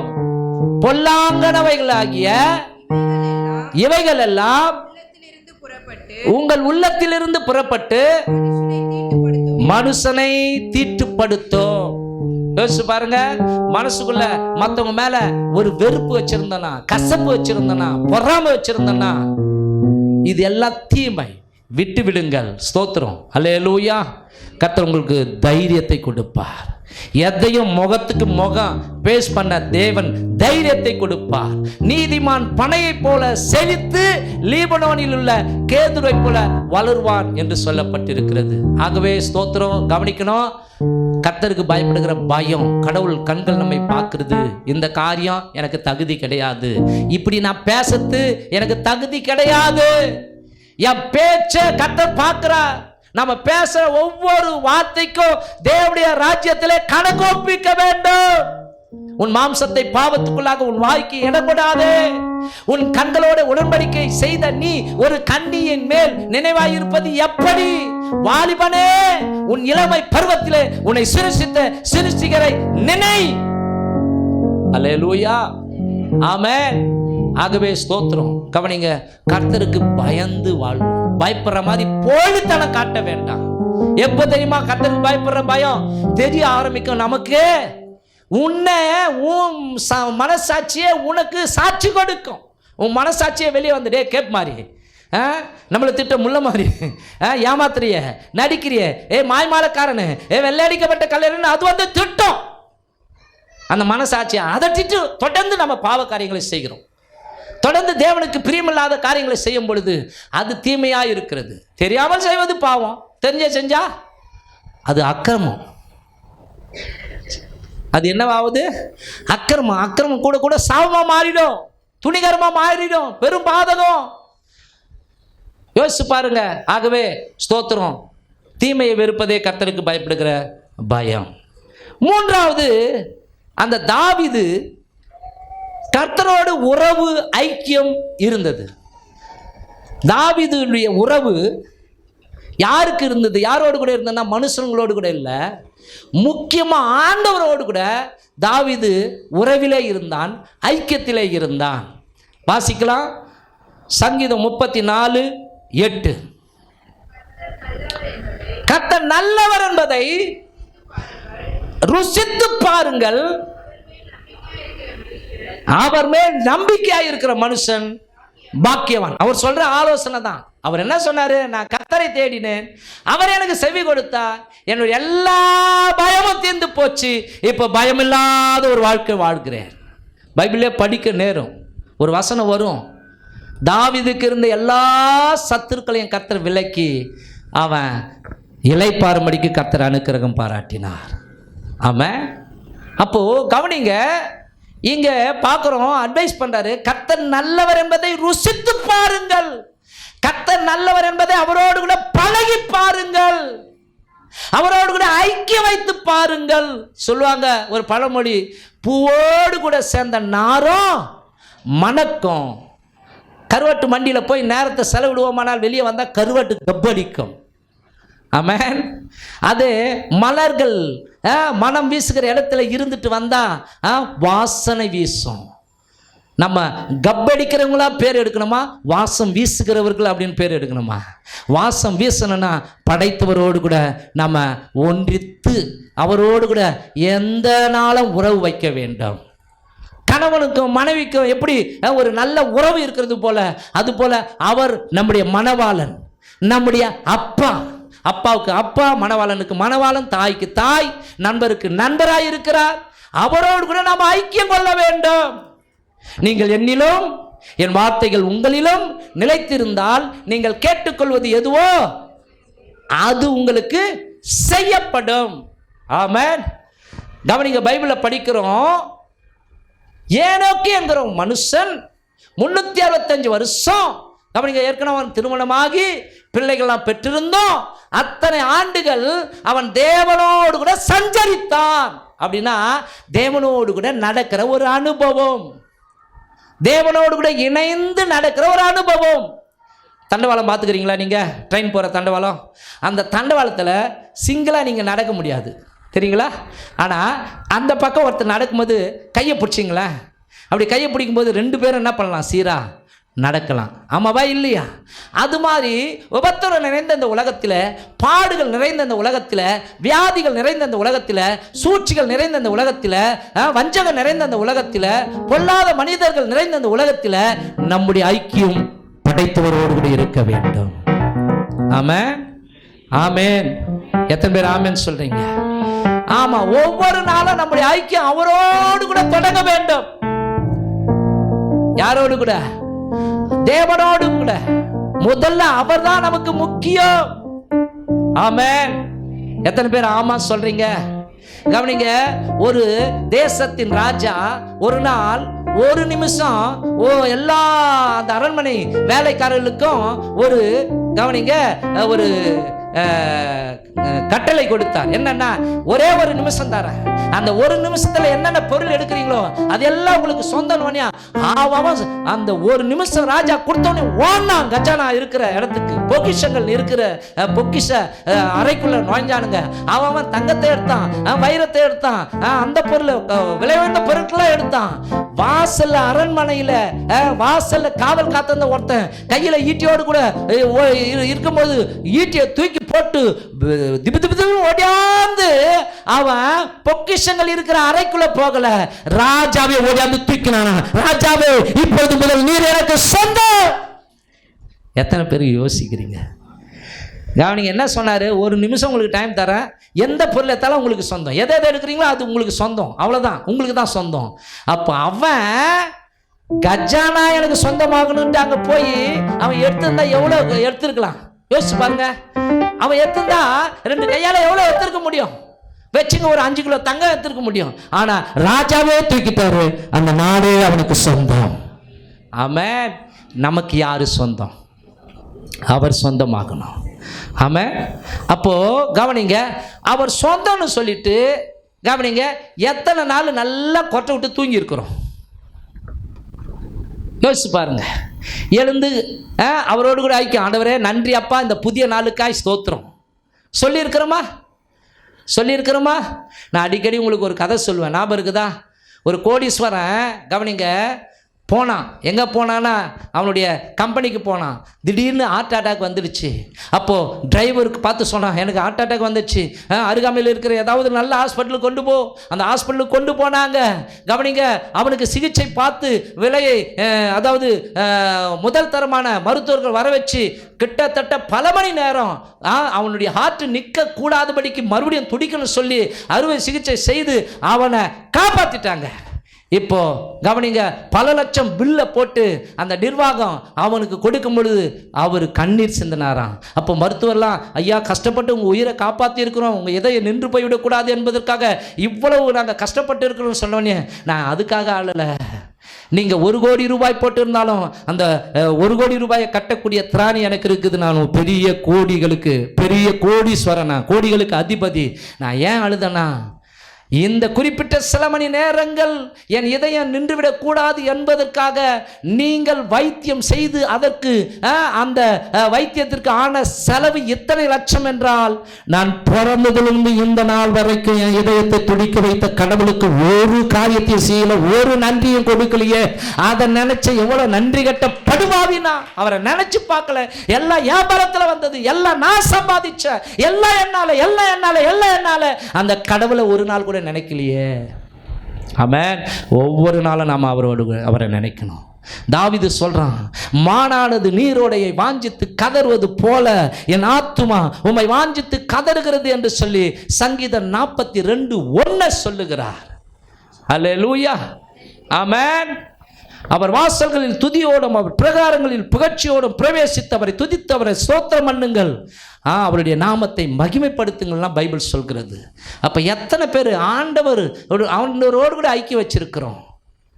உலகத்தோடு கூட ஐக்கியம் வச்சிருக்கிறோமா அல்லது ஆண்டவரோடு கூட ஐக்கியம் வச்சிருக்கிறோமா? உங்களுக்கு பிடிச்ச நபர் யாருங்க? யாருன்னா ஒருத்தர் சொல்வீங்க, எனக்கு பிடிச்ச நபர் என் மூத்த புள்ள, எனக்கு பிடிச்ச நபர் என் மூத்த பொண்ணு, எனக்கு பிடிச்ச நபர் எங்கள் அம்மா, இப்படி யாராவது என் பிடிச்ச நபர் என் புருஷன் சொல்லுவீங்களா? சொல்ல மாட்டீங்களா? அந்த பிடிச்ச நபரை பார்க்காம 3 மாசம் இருங்கன்னா இருக்க முடியுமா? அது எப்படி இருப்பேன்? ஏங்க, ஒரு 100 வருஷத்துல செத்து போற அந்த உறவு முக்கியம்னு கருத நீங்கள நானும் சாவாமை உடைய ஒருவர் நீ என் சமூகத்துக்கு வரமாட்டியான்னு ஏங்குறாரு, என்னோடு கூட ஐக்கியம் கொள்ள மாட்டியான்னு ஏங்குறாரு. ஆமென். அங்கே கவனிங்க, ஐக்கியமாய் ஒவ்வொரு நாளும் வந்து ஆதாமோடு கூட யவாளோடு கூட இருக்கும் பொழுது கவனிங்க, உள்ள சாத்தான் நுழைய முடியவில்லை. ஆமென். ஆனா இவ வேடிக்கை பார்க்க சுத்தி திரிஞ்சா ஏவாள். ஒரு பழத்தை பார்த்தா அந்த பழத்து மேலே தான் பாம்பு இருந்தது, பாம்புக்குள்ளே தான் பேய் இருந்தது. அப்போ தான் உரையாடல் நடக்குது. ஈர்க்கப்பட்டால் அவருக்குள்ளே இச்சை உண்டாச்சு. இச்சை உண்டாகி அந்த பழம் பார்க்கறதுக்கு நல்லா இருக்குதே, சாப்பிட்டா ருசியாக இருக்குமே, அப்போ தான் பிசாசு போட்டு வாங்கினான். ஆமென். நீங்கள் மனுஷங்களோடு கூட பழக்கம் வச்சுருந்தீங்கன்னா உங்கள் ரகசியத்தை போட்டு வாங்குவாங்க. நீ அப்பாவோடு கூட பழக்கம் வச்சு உன்னுடைய ரகசியம் கவனிங்க, அது கேவலமானதாக இருந்தால் கூட அப்பா கிட்ட கதறி அழும் பொழுது அவர் மன்னிப்பார். பூமிக்கும் வானத்திற்கு எவ்வளவு உயரம் இருக்கிறதோ அவ்வளவாய் ஆண்டவர் உனக்கு கிருபை அளிப்பார். ஆமென். கிழக்குக்கும் மேற்குக்கும் எவ்வளவு தூரமோ அவ்வளவு தூரமாய் உன்னுடைய பாவங்களை மகனே உன்னை விட்டு அகற்றினேன், நீ என் பிள்ளை ஓடி வா. ஒருத்தன் அப்படி தான் பாவம் செஞ்சிட்டான், அநியாயம் செஞ்சிட்டான், அவ்வளோதான் குற்ற மனசாட்சி வாட்டி வதைக்குது. இப்போ கவனிங்க, அவன் உள்ளத்தில் இப்போ கெஞ்சலாம், ஆண்டவரே உங்கள் பிரசனத்தை உணர முடியல, என்னை மன்னிங்க, என்னை உங்கள் பிள்ளையா மாற்றுங்க மாற்றுங்க மாற்றுங்க, ஆண்டவரை பிரசனத்தை உணர முடியல, பிரசனத்தை உணர முடியல, நீங்கள் என் கூட இருக்கிறீங்களா இல்லையா, நான் சாவ போகிறேன்னு சொல்லி மலை மேலே ஏறிட்டான். ஸ்மித் விகில்ஸ்வர்த் என்கிற தேவ மனுஷன் காரில் வேறொரு பகுதிக்கு ஊழியம் போய் கொண்டு இருக்கிறார். ஆனால் அவருடைய காரை ஆண்டவர் நிறுத்த சொல்கிறாரு. அப்போ அவர் சொல்கிறாரு, பிசாசு தான் இந்த வார்த்தையை சொல்கிறான். அப்பாலே போ சாத்தானே, டேய் மடையா, நான் தானே உங்ககிட்ட பேசுகிறேன்னு ஆண்டவர் சொல்கிறார். மறுபடியும், ஆண்டவரே நீங்களா? ஐ ஆம் சாரி ஆண்டவரே, சீக்கிரம் அந்த மலை மேலே ஏறு. ஐயோ ஆண்டவரே, நம்ம ஊழியத்துக்கு போனோமே, நீ மலை மேலே ஏறி போ, ஊட்டி மாதிரி சுற்றிக்கிட்டு போனோம். மலை மேலே ஏறி கவனிங்க, அந்த தொட்டபெட்டா அப்படின்னு சொல்லுவாங்க இல்லையா, சூசைட் பாயிண்ட்னு சொல்கிறாங்க இல்லையா, அது மாதிரி இங்கிலாந்து தேசத்தில் இருக்கிற ஒரு மலைப்பகுதி, மலைப்பாங்கான இடம், அந்த இடத்துல கவனிங்க ஏறிட்டார். நீ இப்போ நான் என்ன பண்ண ஆண்டவரே, ஒருத்தம்பார் சூசைட்டுக்கு ரெடியாக நிற்கிறான், அவன் பெயர் டேவிட், கூப்பிடு அவனை. டேவிட் உன் பாவங்களை ஆண்டவர் மன்னித்தான் சொல்லணுன்னே அவன் எகிரி குதிக்க போறான். டேவிட் இயேசு உன் பாவங்களை மன்னித்தான் திரும்பினான். என் பேரை யாரா கூப்பிடுத்து? உடனே இவர் அப்படி தீர்க்க தரிசனமா சொல்றாரு, இந்த பாவங்கள்லாம் செஞ்சுட்டு நீ இப்போ அடிச்சுன்னு அழற, கர்த்தர் உன் பாவங்களை மன்னிச்சாரு சொன்ன உடனே அவன் ஓடு கத்தி அழுது ஓடியாந்து ஸ்மித் விகில்ஸ்வர்த்தை கட்டி பிடிச்சிக்கினாரு. மகனே மறுபடியும் எலும்பு, மறுபடியும் எலும்பு, ஆண்டவருக்காக ஓடு அப்படின்னு சொல்லி அறிவுரை கொடுத்துட்டு அப்படியே ஊழியத்துக்கு அவனை கூட்டின்னு போனாராம். அல்லேலூயா, ஆமென், ஸ்தோத்திரம். நான் முதல்ல சொன்னேன், பூவோடு கூட சேர்ந்த நாரம் மணக்கம். ஆமாம், நம்ம சீரியலுக்கு ஐக்கியமாக இருக்கிறோமா, சினிமாவுக்கு ஐக்கியமாக இருக்கிறோமா, உலகத்துக்கு ஐக்கியமாக இருக்கிறோமா, ரகசியமான காதலனுக்கு ஐக்கியம், ரகசியமான காதலி, அல்லது மொபைல் ஃபோன், அல்லது மொபைல் ஃபோனில் அந்த ரங்க காரியங்களை பார்க்கிறத, தேவையில்லாத வீடியோக்கள், தேவையில்லாத ஆபாச படங்கள், இதுக்கு ஐக்கியமாக இருக்கிறோமா? கிறிஸ்துவின் உடையவர்கள் தங்கள் மாம்சத்தையும் அதன் ஆசை இச்சைகளையும் சிலுவையில் அறைந்திருக்கிறார்கள். எந்த மற்ற 2 நினைவுகளால குந்தி குந்தி நடப்பாய். கர்த்தர் தெய்வமானால் கர்த்தரை வணங்கு, அவரோடு கூட ஐக்கியமாயிரு. உலகதான் உனக்கு வேணும்னா உலகத்துக்குள்ள போ. எந்த மற்ற 2 நினைவுகளால குந்தி குந்தி நடப்பாய். யோசிச்சு பாருங்க, இப்படி டபுள் கேமா ஓடுறதுனால தான் நம்முடைய வாழ்க்கையில் பயம் நம்மை வாட்டி வதைக்குது. பிசாசு உள்ள பூந்து குடும்பத்தை கெடுக்கலாம். எத்தனை பேர் ஆமாங்க உண்மைதாங்கன்னு ஒத்துக்க முடியும்? அல்லேலூயா. இன்று உங்களை பரிசுத்தம் பண்ணுங்கள், நாளைக்கு கர்த்தர் உங்கள் நடுவில் அற்புதங்களை செய்வார் என்று யோசுவா மூலமாய் கர்த்தர் சொல்லுகிறார். நான் மோசையோடு கூட இருந்தது போல உன்னோடு கூட இருக்கிறேன் என்பதை எல்லா ஜனங்களும் அறியும்படிக்கு அவங்க கண்களுக்கு முன்பாக உன்னை மேன்மைப்படுத்துவேன். ஆமாம், நம்முடைய உறவு தெய்வத்தோடு கூட இருக்க வேண்டும். 4வது சங்கீதம் 34:6 கர்த்தரை நோக்கி ஜெபித்தார். படிங்க, சங்கீதம் 34:6.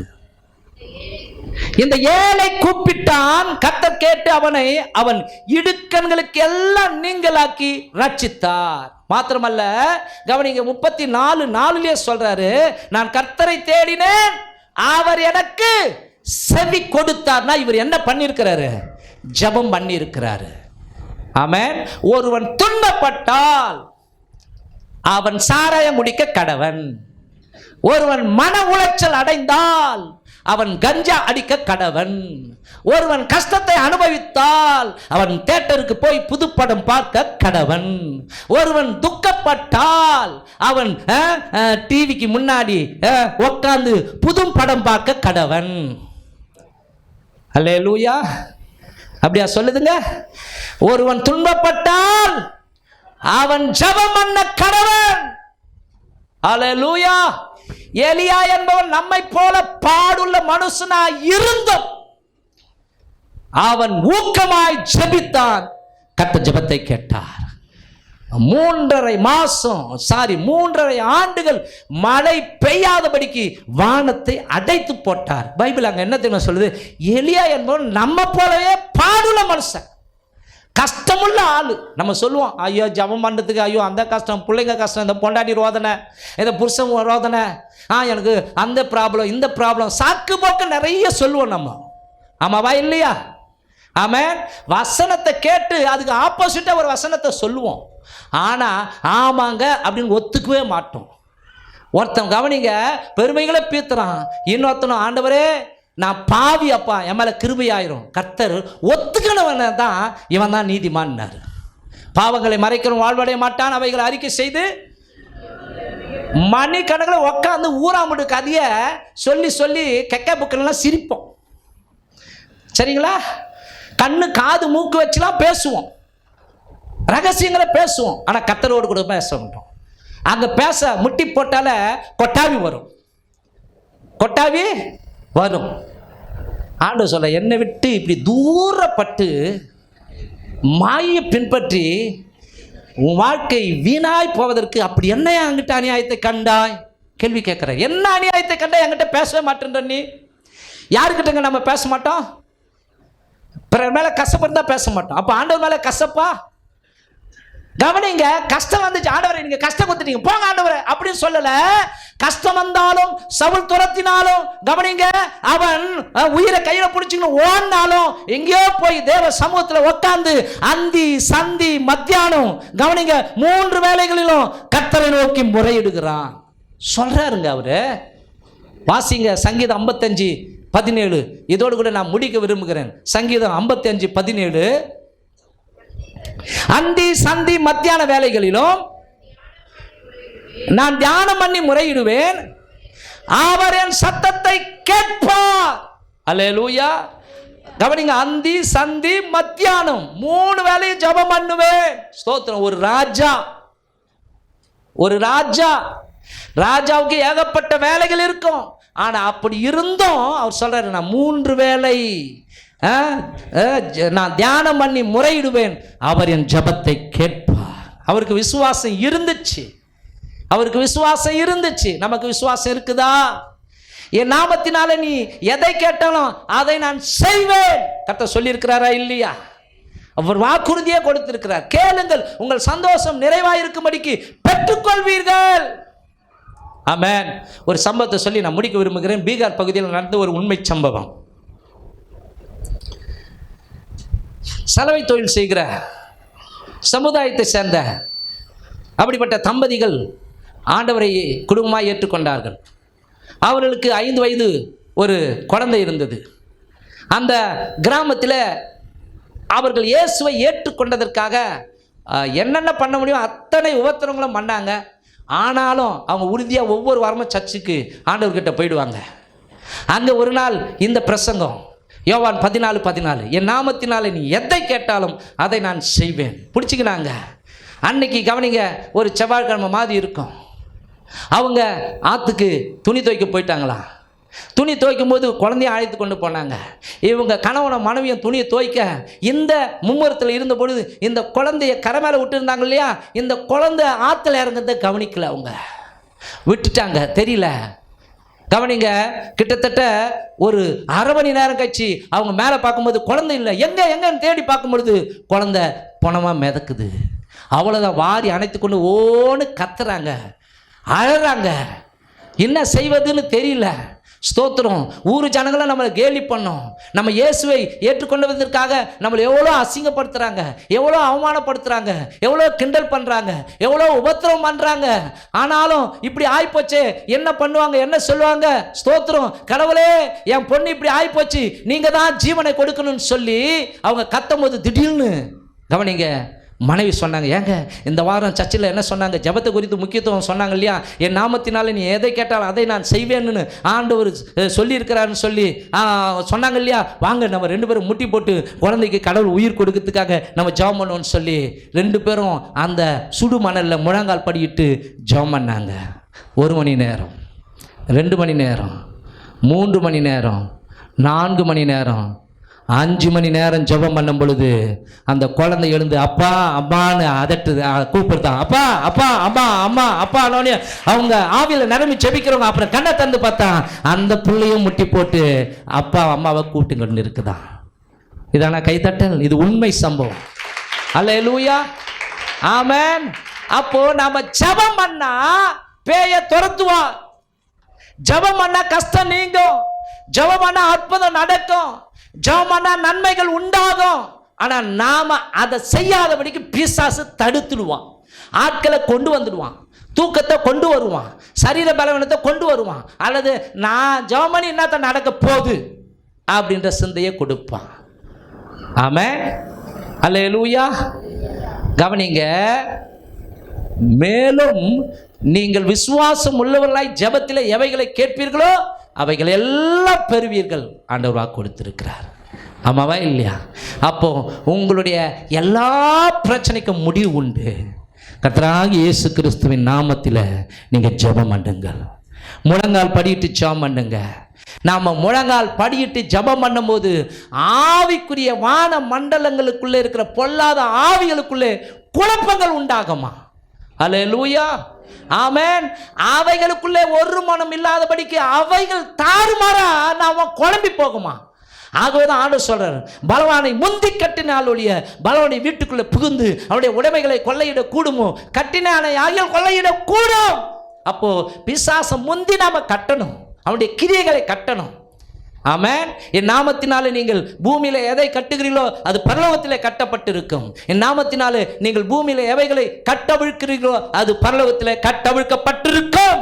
உங்களுக்கு என்ன தேவையோ அதை எழுதி வச்சு கூட அப்பாவுடைய சமூகத்தில் ஸ்தோத்திரம் பண்ணிட்டு, அப்பா நீங்க இதை எனக்கு கொடுக்க போவதற்காக ஸ்தோத்திரம் பண்ணலாமா கூடாதா? ஆமென், ஹல்லேலூயா. ஆமாங்க, ஜெபிக்கிறவன் தோற்று போனதாய் சரித்திரம் இல்லை. ஆமென். கவனிங்க, ஜபம் பண்றவங்க கூட செத்துட்டாலும் அந்த ஜபங்கள் சாகவே சாகாதான். அந்த ஜபங்கள் சாகவே சாகாது. ஜபம் அப்பாவுடைய சமூகத்தில் போய் பேசும்.